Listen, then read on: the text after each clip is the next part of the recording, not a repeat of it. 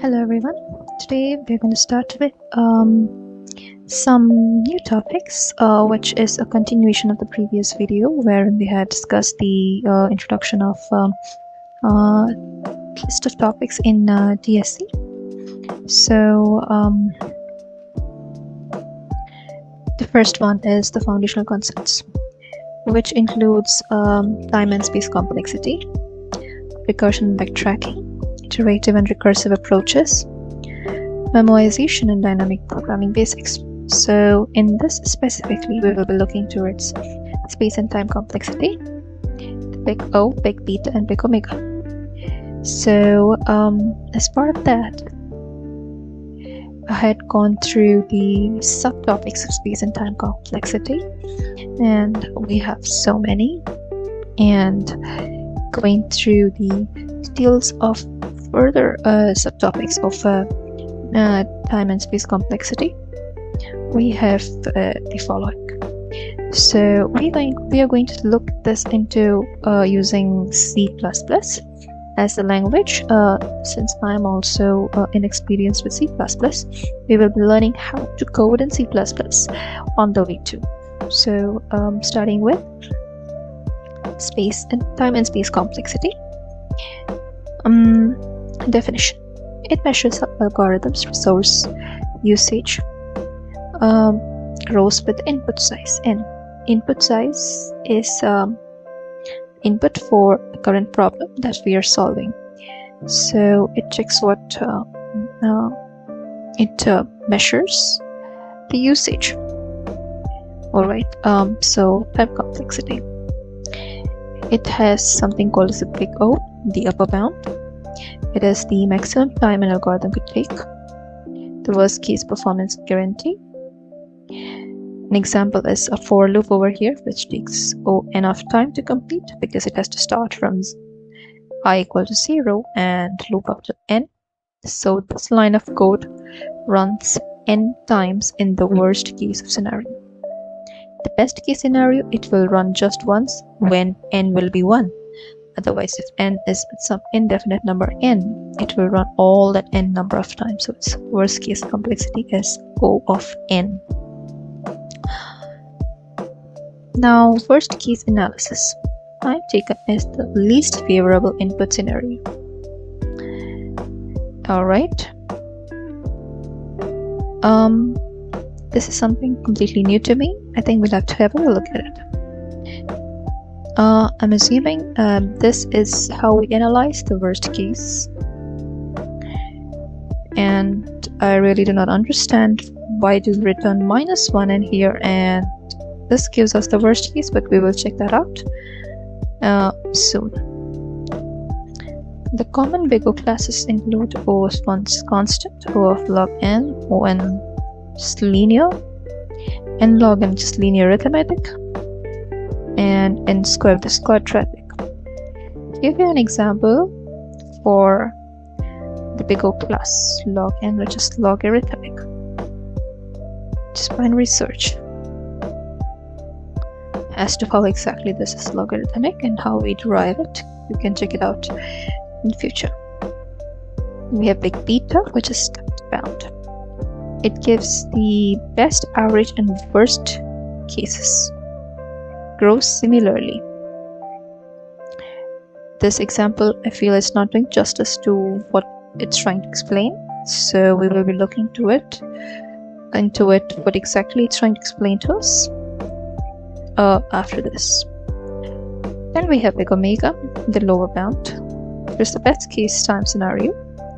So this line of code particularly, I'm assuming that's the best case scenario they're trying to explain.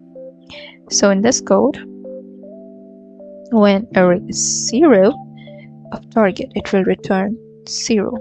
Means when the first element of the array is the target, that is the best case scenario, and it will immediately return from this function with just one line of code execution, and that is why it's omega of 1, means its best case is 1.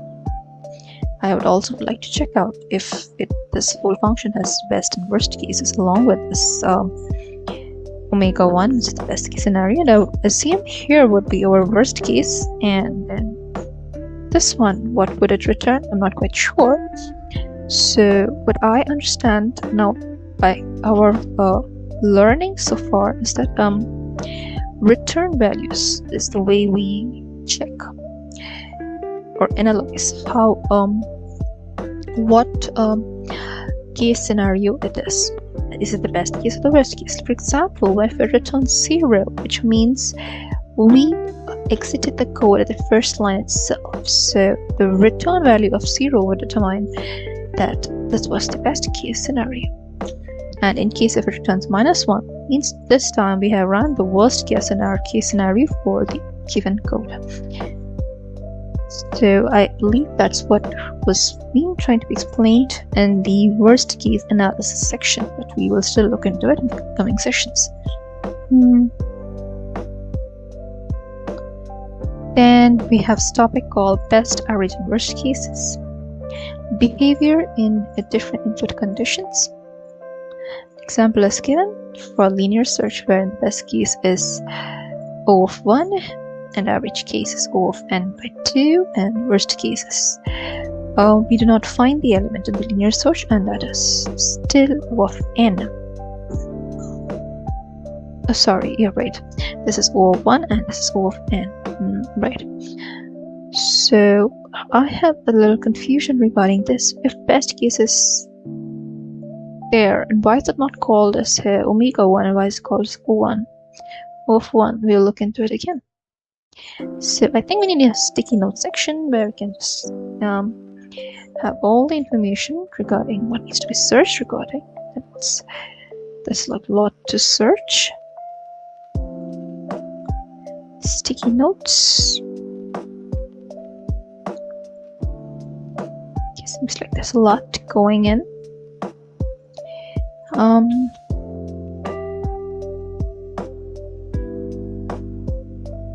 Let's have a new note.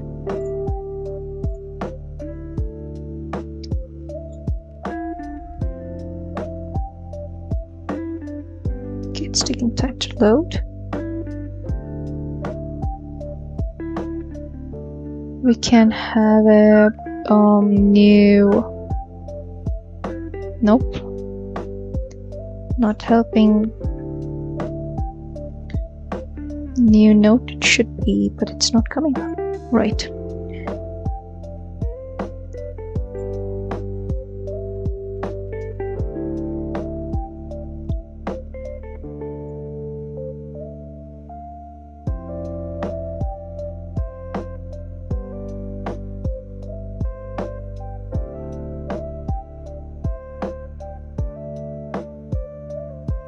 There we go.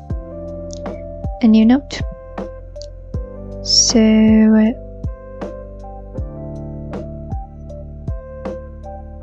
think, right, let's give it a color pink. We have our sticky notes.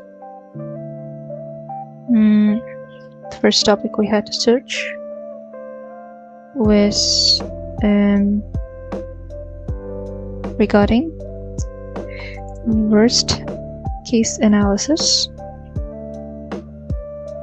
The second topic we had to search for regarding is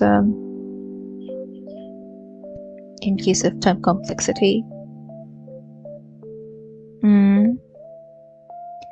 is calculating and finding out different big O classes. Then next we had to search with what's big theta. Classes. What's big theta?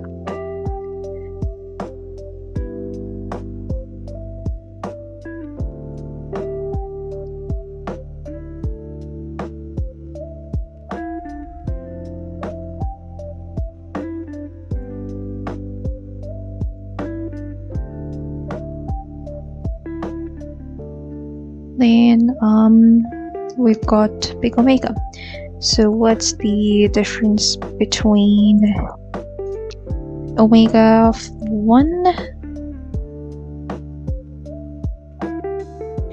versus big O of 1.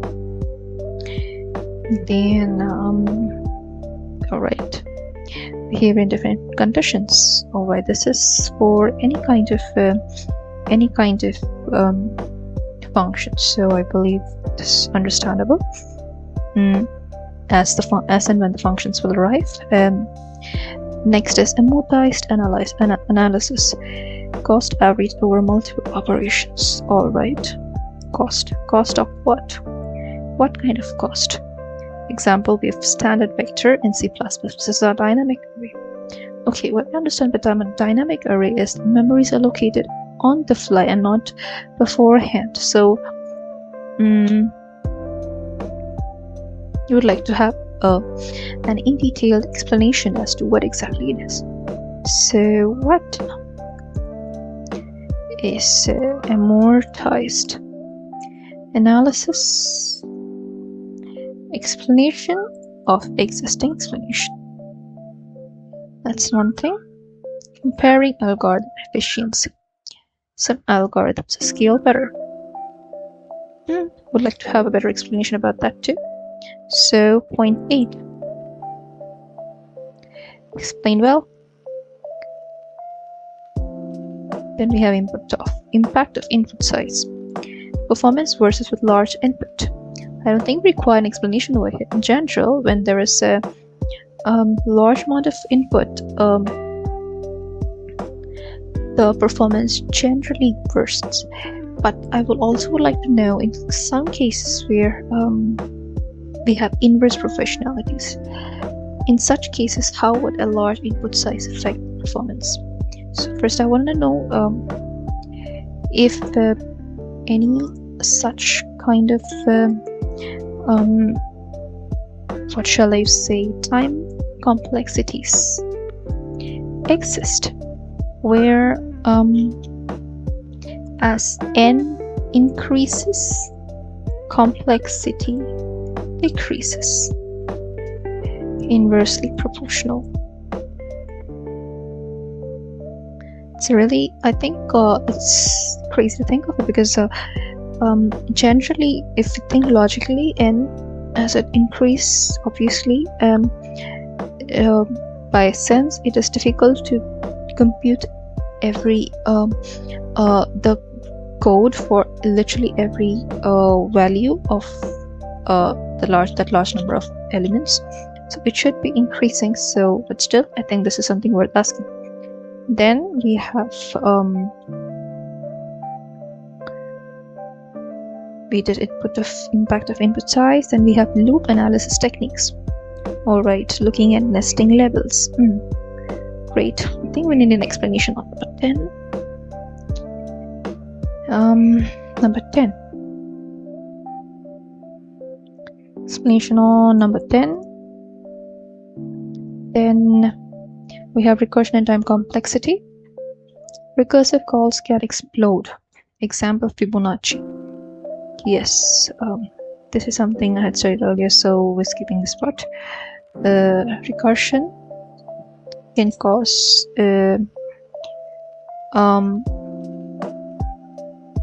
shall we say, recursion causes exponential growth. So it's called as explosion. Next is nested loops and tree recursion. Nested loops and tree recursion, as in each call makes multiple subcalls. So nested recursions is called as tree recursion. Verify.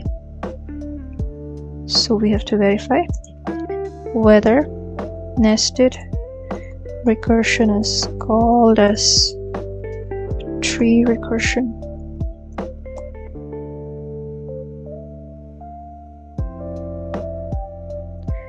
And why is it called as tree recursion?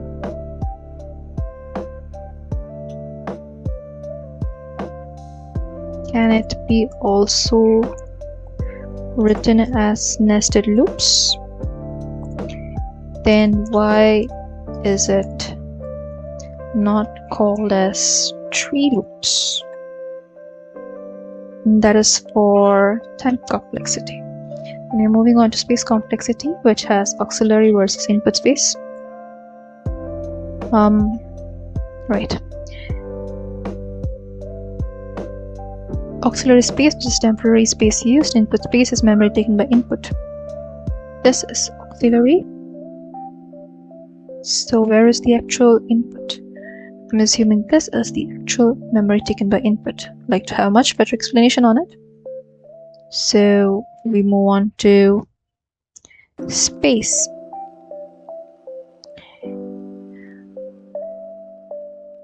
Explain more on point 1. Example 4.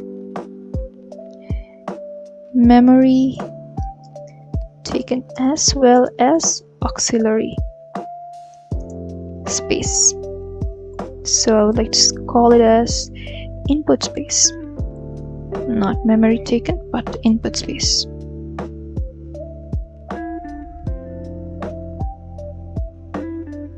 For input space. Input. Right, and then we have something called stack space, or especially recursion. Each recursive calls is a stack memory. Yes, this is something really interesting. I'd like to go through it with a chart. So a chart for stack recursion, just for memory purposes. And then we have in place, out of place algorithms, as in we manipulate data in place when we do not use an temporary variable to carry the value, whereas out of place algorithms, I'm assuming, where we use an extra space for helping with our manipulation techniques. This is an interesting point, but it's very simple and it might require a bit of practice, but it's simple. Next is trade-offs with time complexity. Speed up more memory. Example, memoized Fibonacci. So here, in Fibonacci sequence, it's really a slow process if we purely depend on recursion itself. But if we combine it with